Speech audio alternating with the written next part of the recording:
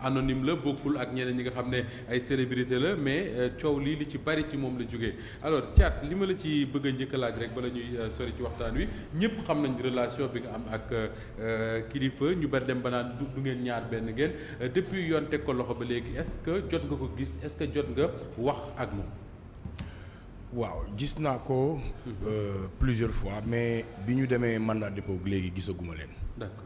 gis naa leen plusieurs fois nag bi ñu nekkee DIC bi ñu nekkee bi ñu leen doon defal retour de parquet mais vite fait mais bi ñu demee mandat dépôt ba léegi gisaguma leen mais am nañ yaakaar incha allah fii ak kii ñoom fan la leen yóbbu actuellement ñi ngi Rëbës prison bu Rëbës oui. Alors est-ce que boobu ba léegi bi nga ko gisee moom kilifa mais Simon également ci ban état d'esprit lañ nekk ñu mettit lu ñu nekk la wala ñu ko jël avec philosophie yan genre nit nga gis par yow mi nga xam ne xam nga leen. bon j'ai été déjà surpris par seen dal seen quiétude calme Oui. surtout ils ont beaucoup plus pensé à nous qu'à eux-mêmes ils ont beaucoup plus pensé à leur famille que seen bopp mais ñu zen laa gis ñu cool tranquille accepter lu am et que yàkkamti en découdre avec la justice pour peut-être affaire bi am issue bi nga xamante ne ñun ñëpp moom la ñuy yaakaar donc vraiment j'ai vu des gars cool et zen. ñu la rassurer. oui soo jotee wax ak ñoom lan la lay wax ñoom exactement. bon on a parlé de l'affaire ah. On en a parlé xam nga dès que vidéo yi génn. D'abord en parlant de kilifa parce que moom ci moom la njëkk affaire bi njëkkee. oui il a mis tout le monde à l'aise. moom kilifa. il a mis tout le monde à l'aise dans la mesure où moom moo bind lettre Y'en a marre ne gars yi kat. comme lii am na. on avait toujours dit que ñun dañuy jàngale en montrant l'exemple. te yàgg nañu bëgg ci suñu gouvernants yi. wala ci suñu en tout cas élite bi. suñu leen tuddee ci ay mbir ñun dañ doon rêver am réew boo xam ne comme tubaab yi suñu la tuddee ci dara tu démissionnes. oui. mettre ñëpp à l'aise pour que justice def liggéeyam. mu ne donc man je vais opter pour cette option boobu noonu. damay bàyyi lépp loo xam ne activité Y'en a marre la pour vous mettre vous à l'aise et puis permettre à la justice de faire son travail bu ma def benn abstraction ci dara. d'accord. muy loo xam ne ñun aussi. ñu nangul ko pour ñun acte boobu noonu déjà moo ñu permettre ñun Y'en a marre ñu mën a jël disposition yi war parce que. dañoo mus a wax ne ñun mouvement lañ boo xam ne dañ bëgg di tëddee njaaxaanaay. et tëddee njaaxaanaay boo ko déggee lu xew ci bii boor nga ŋàññi ko lu xew ci bii boor it da nga ko war a mën a ŋàññi.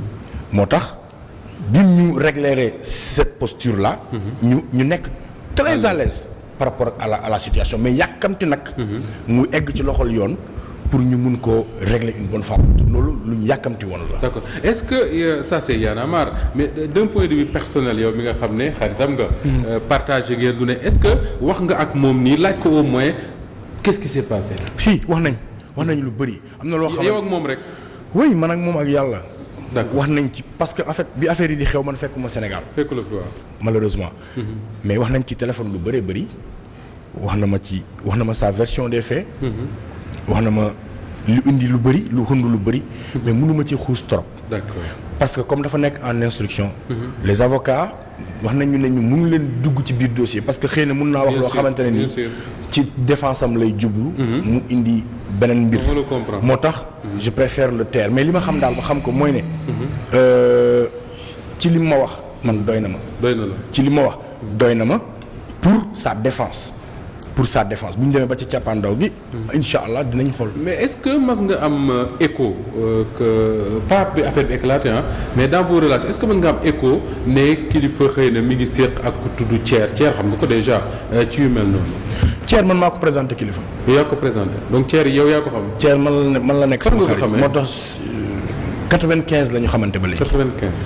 95 la ñu xamante ba léegi. man maa tax mu xam kilifa maa tax mu xam. en tout cas ku ma jege bu la xamee. ci man la xamee moo tax man doublement laa am naqar. waay. donc nit ak ci situation bi ni mu demee moo tax. je veux pas trop en parler. ci humainement parce que ay nit ñoo xamante ne xam naa leen la. mais kilifa li ma ko xamal man. moom extrait de naissance sax mënu ko lijjanti. ci li ma ko xamal moom. du ko bëri ay dugg-dugg. non bëri na dugg-dugg. mais lu jëm ci mbirum këyit. loolu laa bëgg a wax forum parce que am na ñoo xam ne dañu bëgg yooyu dugg lijjanti këyit fii. lijjanti fii moom il n'est pas. non ça n'a jamais été son fort. maa ngi moom yow këyit yi sax dañu koy wutal. ça n'a jamais été son fort donc moo tax j'ai été énormément surpris. mais xamewuma ko loolu en toute sincérité. donc xamewuma ko woon loolu moo tax mu surprendre moom mais énormément quoi. voilà. Thier mi nga xam.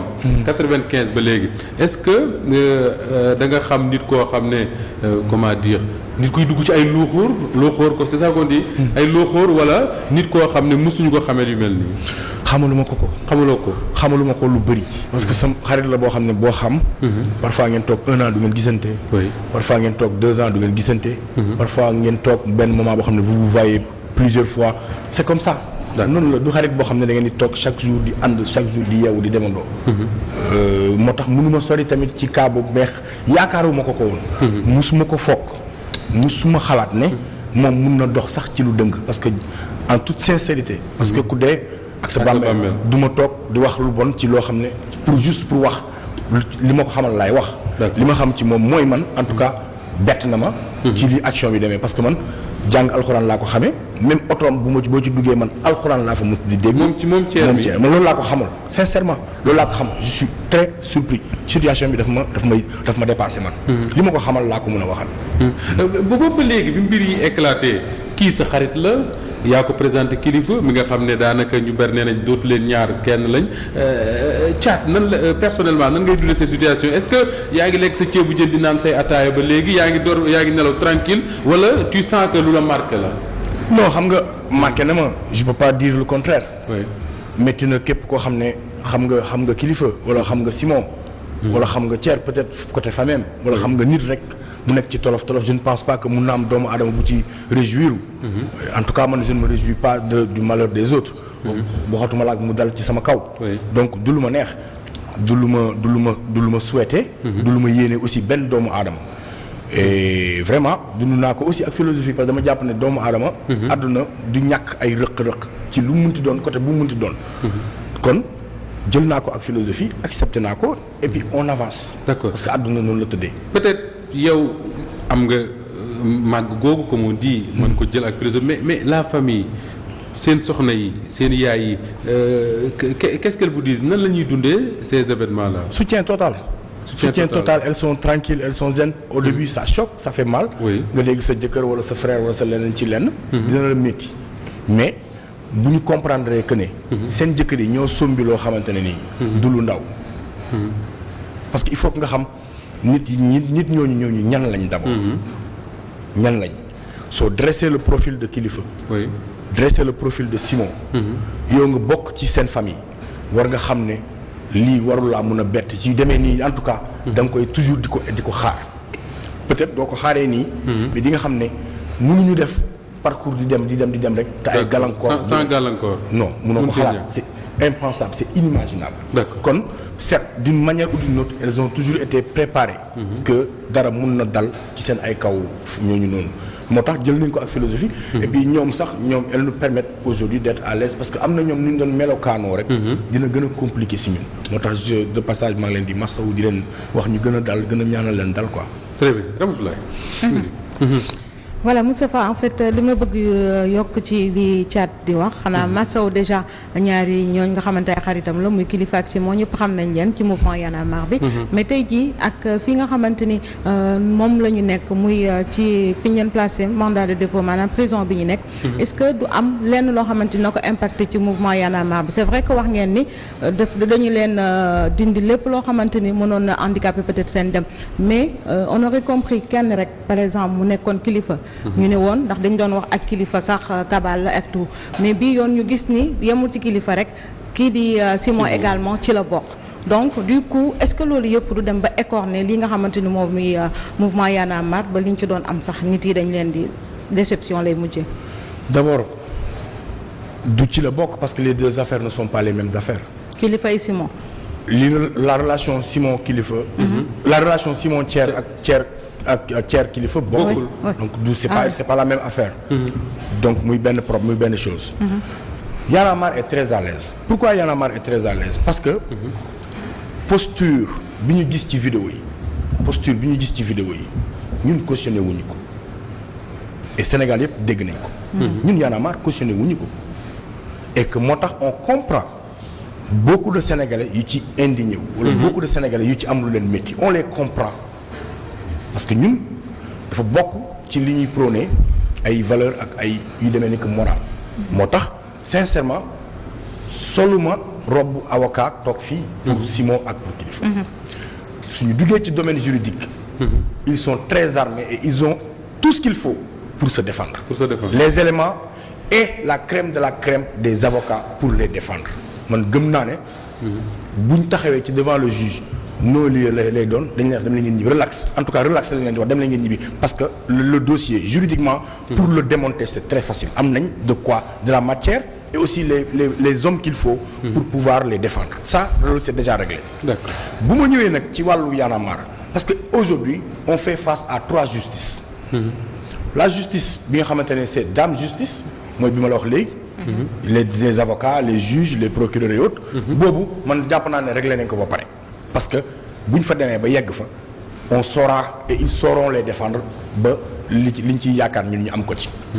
beneen justice bi mooy ban mooy justice su mbedd mi bi nga xamante ne yaana ñoom Simon ak Kilifeu bu ñu génnee ci lii incha allah. ils feront face aux Sénégalais et ils auront leur mot à dire xam naa Sénégalais yi suñu tegee ci balance côté gauche. Simon qui a le passeport français le passeport sénégalais depuis 2005 il quitte la France il rentre au Sénégal il ibbi entreprise di embaucher ay nit di produire ay artistes di produire ay jeunes 2011 ñëw askanam soxla mu bàyyi lépp li mu doon def génn ci mbedd mi di xeex nit ñi di ko dóor di ko tëj di ko dóor di ko tëj ba mu am ci ay problème AVC fi def ci lu nekk ndax mbëbëtu Sénégal ndax jafe-jafey Sénégal suñ tegee loolu ci benn poids teg ci beneen poids benn simple vidéo je pense que les Sénégalais sauront nan la ñuy apprécier su boobaa naka noonu it Kilifeu tous les combats yi mu bokk li mu jaay ci life am yépp pour ce Sénégal là su boobaa cette deuxième justice bi may woowee li ñuy woowee morale les gens apprécieront et gëm naa ne Sénégalais yi dinañ xam ne en tout cas lii boo ko tegee ci balance bi teg lii ci balance bi on peut pas être amnésique à ce point et oublier ce que ces gens là ont fait beneen justice bi nag mooy une certaine presse ak les gens du pouvoir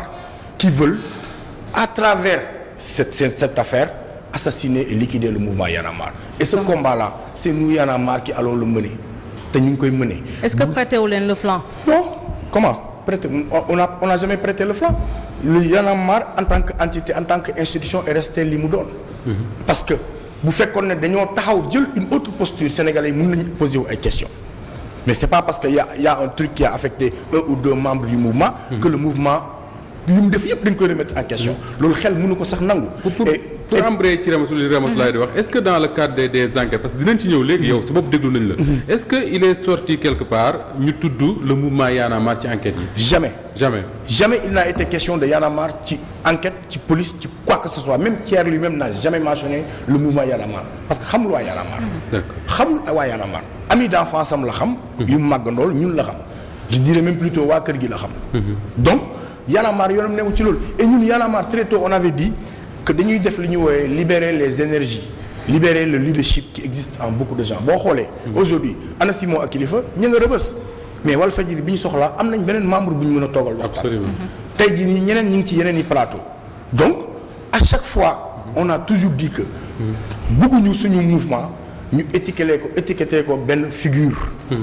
comme beaucoup wala ñu étiqueté ko benn jëmm wala benn autre chose dañu bëgg boo ñu nee Y'en a marre rek nga xalaat Simon Kilifeu Fadel Thiat Aliou Sané wala keneen ak keneen looloo tax affecté wul en rien le mouvement maintenant affecté nañu émotionnellement parce que ay nit la ñu sekk ak ay doomu aadama liggéey di xeex boobu léegi am ci ñoom confiance wóolu leen ñu gis leen ci benn anam loolu ñun laal nañu affecté nañu émotionnellement mais ci suñu wàllu liggéey non au contraire tey def nañu campagne pour nit ñi bindu ji ci liste yi parce que élection yaa ngi ñëw ñu ngi wéyal suñu ay activités comme ni ñu ko war a wéyalee. d'accord alors avant may ñëw ci Pape Makhtar Awa dafa am loo xam ne Thiat daf ko wax sax et ça me paraît important parce que depuis quelques jours ñu ngi naan y a beaucoup d'amalgame surtout ñun journalistes là il explique que Thier ci boppam mosul tudd Y'en a marre et li mu ci wax te ça me semble intéressant moo di ne Thier disons que waa kër gi la xam et kër gi n'est pas Y'en a marre. kër gi n'est pas Y'en a marre comme ni mu ko waxee ñoom la xam ñoom waa kër gi ñoom ñoo ñëw fekk si Y'en a marre ñu samp ay kuréel yu bëri la ay entités yu bëri la ñu ñëw taxawal benn mouvement citoyen de ce fait mbir mi peut-être que dañ ko bëgg yóbbu foo xamante ne pour éclabousser li nga xamante ne moom moo di Y'en a marre mais domaine privé